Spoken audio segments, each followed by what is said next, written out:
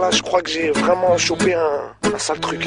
Un virus, ça vous chatouille, ça vous gratouille, c'est-à-dire Encore pire que la cage, le virus hexagonal, la fièvre coloniale, sexiste et libéral, allergique aux musulmanes, au SDF et aux tziganes. Eh ouais camarade, je suis français mais je me soigne. Encore pire que la cage, le virus hexagonal, la fièvre coloniale, sexiste et libéral, allergique aux... Je voudrais simplement dire que le but premier de ce meeting, quand nous l'avons décidé, c'était dans l'urgence de faire entendre la parole, comme a dit Ismaël, des victimes, de rendre visible une discrimination qu'on ne voit pas tellement dans la presse, qu'on n'écoute pas dans les médias, c'est-à-dire ce que vivent au quotidien les musulmans.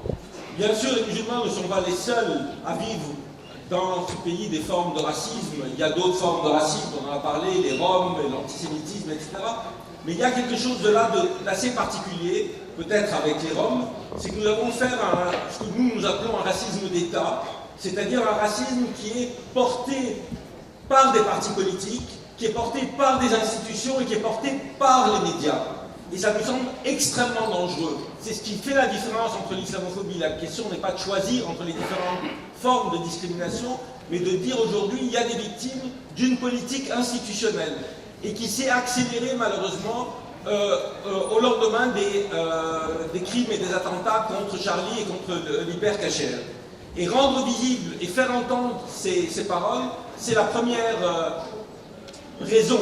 Et la deuxième, c'est de lancer effectivement une campagne aux côtés des musulmans contre ces discriminations, non seulement au plan national, mais aussi dans les villes, dans les départements, etc. Ça nous semble très important.